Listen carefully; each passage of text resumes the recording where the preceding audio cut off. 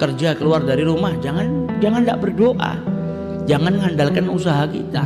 Usaha kita nggak bisa datang rezeki. Yang datang rezeki Allah Subhanahu Wa Taala. Keluar dari rumah, baca doa, Bismillah ya Rob, saya mau keluar nyari nafkah buat anak istri saya. Walaupun kita kerjanya di toko, gajinya harian, tetap doa. Karena bisa jadi hari itu kalau tidak dapat rezeki kalau Allah nggak mau. Keluar ke tempat kerjamu kobongan, selesai. Bukan hanya dapat gaji, besok tidak kerja lagi. Makanya manfaatnya kita berdoa supaya Allah terus mendawamkan, memberikan rezekinya kepada kita. Jadi rezeki ini datang bukan karena usaha kita. Perang Badar tadi yang jumlahnya umat Islam 314 orang, sama Allah diturunkan para malaikat untuk bantu umat Islam. Tapi bukan karena adanya malaikat umat Islam menang, tidak, karena kemenangan dijanjikan sama Allah. Allah mau umat Islam menang, ada nggak ada malaikat menang. Allah turunkan malaikat hanya untuk menenangkan hatinya umat Islam supaya tenang. Orang itu kan kadang tetap mikir tuh, wong 314 orang masa bisa menang ngelawan 1000. Tapi dikasih tahu sama Rasulullah nih loh, malaikatnya Allah turun secara bergilir mau bantu umat Islam. Oh, kalau dibantu malaikat ya wes tenang. Jadi tujuannya Allah ini menurunkan malaikat untuk membuat hatinya umat Islam tenang. Kalian ini dibantu sama malaikatnya Allah walaupun jumlah kalian sedikit. Tapi bukan berarti kemenangan itu karena adanya malaikat, tidak, karena Allah menghendaki mereka menang. Kita dapat rezeki bukan karena upaya kita, bukan karena kerja kita. Keluarnya kita dari rumah itu hanya asbab, karena Allah tidak mengeluarkan rezeki langsung dijatuhkan ke rumah kita.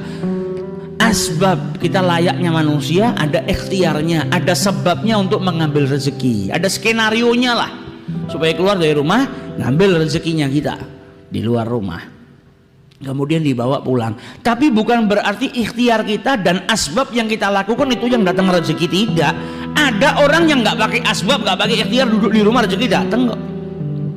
Kita pernah Pak, suatu hari pasti sering kita, bukan pernah, sering kita duduk di rumah nggak pakai kerja, nggak nyari makan, ada orang datang memberi berkat, ya kan?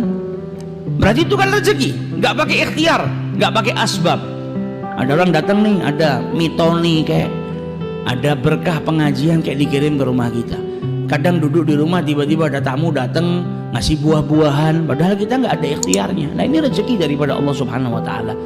Yang terkadang kita diingatkan sama Allah nih loh, kau nggak pakai ikhtiar saja, kalau Allah menghendaki kau dapat rezeki dapat. Tapi karena kita ini manusia ya harus pakai ikhtiar. Tapi bukan berarti ikhtiar itu yang datangkan. Tapi ada daripada kalangan hamba-hambanya Allah yang khusus nggak pakai ikhtiar, rezekinya didatangkan sama Allah Subhanahu Wa Taala. Nah kita nggak bisa, belum sampai derajatnya seperti itu, karena kita tawakal aja masih mikir kok. Tawakal sama Allah masih mikir, iya nek selamatnya orang selamat piye. Nah tawakalnya kita masih ragu. Lah kalau mereka tawakalnya luar biasa, jadi jauh derajatnya. Sampai dulu pernah Imam Syafi'i ini berbeda pendapat dengan gurunya Imam Malik. Masalah apa? Masalah rezeki. Dalam hadisnya Rasulullah dikatakan, lau annakum tawakkaltum 'alallahi haqqa tawakkulihi, kalau kalian ini benar-benar bertawakal kepada Allah dengan sebaik-baik tawakal, la razaqakum kama yarzuqut thair, kalian pasti akan diberikan rezeki oleh Allah Subhanahu Wa Taala sebagaimana Allah memberikan rezeki kepada burung. Taghdu, burung itu keluar di pagi hari dalam keadaan khisaman, perutnya kosong lapar, kemudian kembali dalam keadaan kenyang. Nah Imam Malik bilang apa? Di sini yang paling penting tawakalnya. Kalau orang tawakalnya kepada Allah Subhanahu Wa Taala haqqa tawakkulihi, benar-benar bertawakal kepada Allah Subhanahu Wa Taala, nggak pakai ikhtiar, rezeki datang.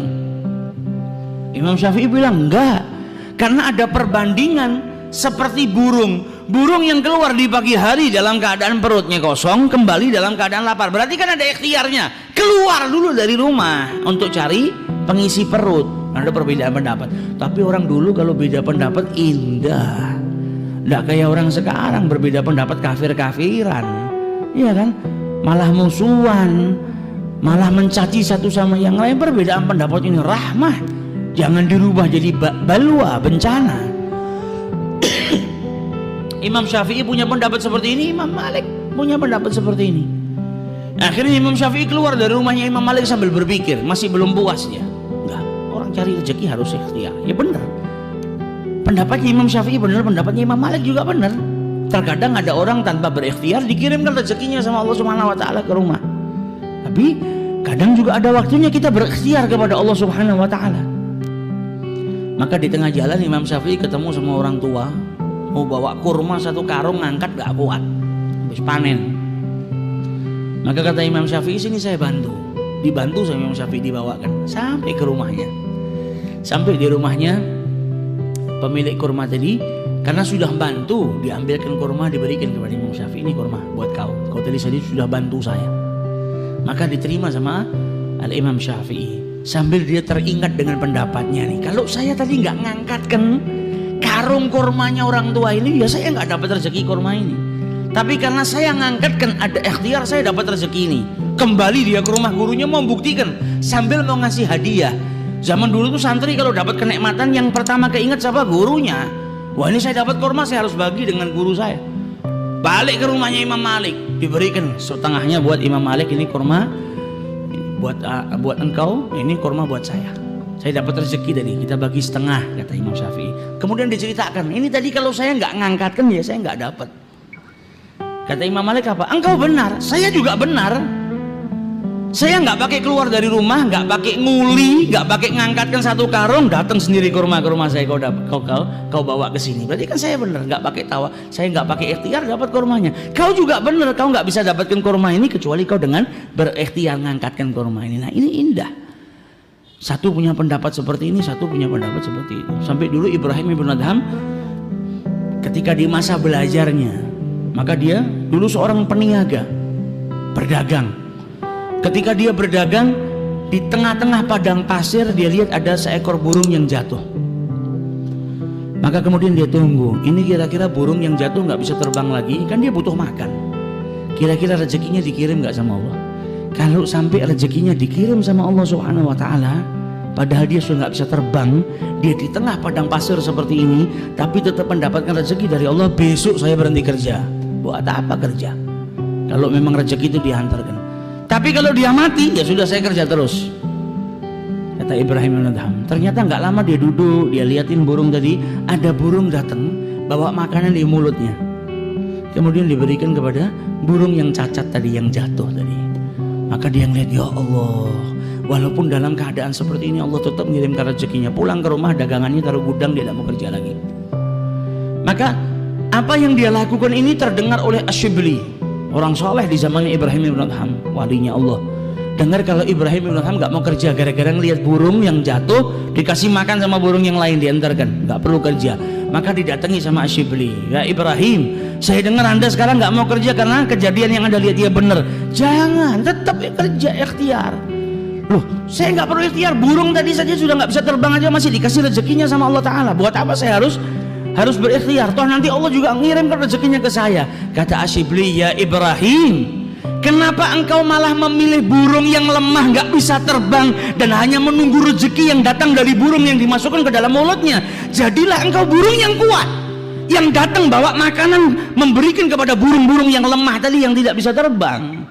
Jangan milih yang lemah, milih burung yang kuat. Jadilah engkau saudagar yang kaya, yang bisa membantu saudara-saudaramu yang lemah. Nah, ini yang diajarkan oleh Asyibli. Jadi ya yang seperti itu memang ada, tapi jangan kita milih yang lemah. Jangan milih jadi burung yang patah sayapnya nunggu makanan dari orang, tapi jadilah burung yang bisa terbang kemana-mana mencari rezeki, dan kau berikan kepada saudara-saudaramu yang tidak mampu. Nah, ini yang dia mau. Lebih baik kita menjadi burung yang kuat tadi, bisa membantu saudara-saudara kita, daripada menjadi burung yang lemah. Jadi tawakal dan juga ikhtiar. Nah, kalau para wali-walinya Allah, kita nggak sampai derajat ke sana. Zikir stino status toh, mau nggak keluar rumah rezeki datang, nggak ada. Yang nggak datang akhirnya omelan istri kita. Jadi lanang nang omah tok ora tau metu. Nah, akhirnya sarapan kita omelan, makan siang kita omelan.